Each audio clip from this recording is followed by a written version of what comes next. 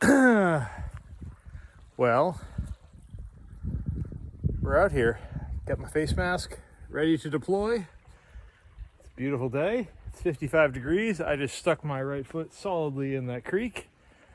And it's time to do a bike check because I don't know what else to do. So we'll do a bike check. Today, we'll do a bike check on this. This is my current mountain bike right now. And I'll give you the quick rundown. That is a Evil Sovereign frame. I bought it brand new, maybe 2 years ago, 3 at the most. They had a few sitting in the back room. They were not on the website, but I gave them a ring.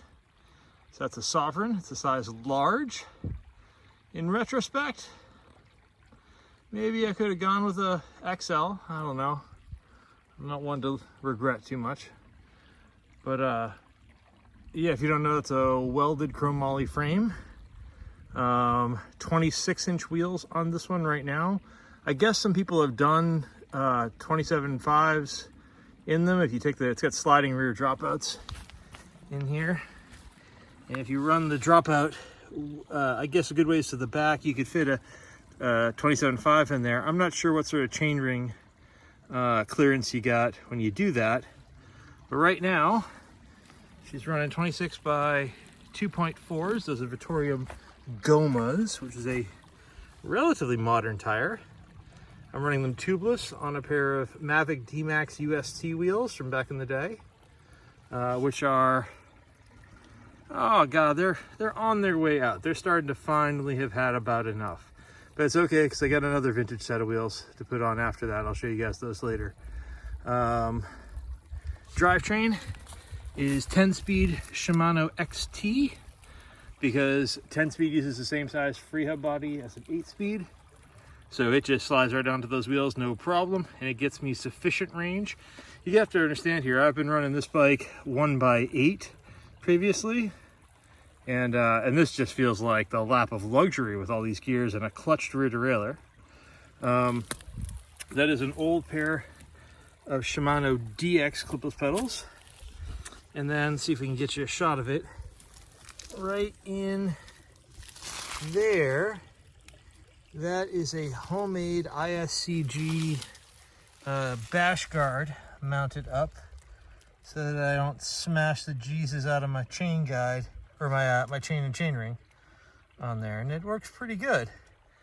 So that's the back end. We got an E13 TRS 170 dropper. I don't know if a lot of people know, but E13 and Evil used to be the same company back in the day. Fun fact. And that is a Sella Italia Flight Titanium in perforated black leather, and the back of it came apart a little bit, so we just stitched them back together because that's how we are. What else on the back there? I'll do brake on the front in a second. What else? Oh, that is the Dark Lord's Darkest water bottle, and that is a King Cage tubular stainless, which are the only water bottle cages to run. I genuinely don't know why people use other things. I suppose there are good reasons. Front end, that is a Cane Creek integrated headset. I didn't know this frame came with an integrated headset when I bought it, so I was expecting to put a King in there, but I couldn't. So it's got some random cobbled together Cane Creek jam. It's a Truvative stem. It's got a Chris King top cap because I had one in the bin. Death Grip lock-on grips with the flange. XT 10-speed shifter. A bell. And then you'll like this. Let's get around this side for the proper front end. That is an original Shimano XT disc brake on that side, back when they had these weird 90-degree banjo fittings up at this end. Yeah. And then on this side, that's the generation that came right after it, where they actually went to like a regular setup. And those are, again, if you don't know, they're Shimano disc brakes, so they're mineral fluid actuated, and they are 4-piston. And down the front, I got an adapter to kick that out to a 203 millimeter rotor. So it's a 4-piston brake, 203 rotor, and those are EBC racing pads inside there, so it stops pretty solidly. That's one of the newer Ice Wave rotors on the front, so it's stainless on the outside and aluminum and I don't know, whatever. Mumble, better cooling.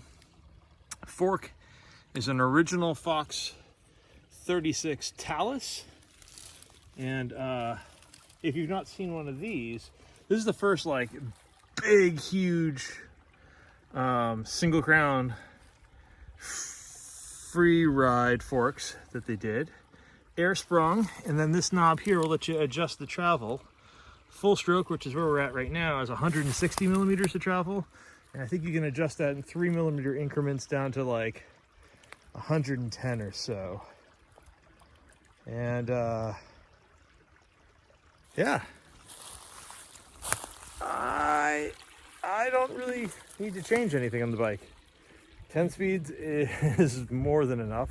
I've got a 36 tooth cog on the back with a 32 tooth chainring, and that feels like a wonderful bailout. So yeah, I don't need a 42 or a 51 or anything right now. I don't live where there's massive enough hills to really require that. Fork is good. It's difficult to find straight steered 1/8 forks that are of any quality these days. So I'm lucky I've got this one. I will probably go, I've been thinking about new bikes, because who isn't always thinking about new bikes? I like steel.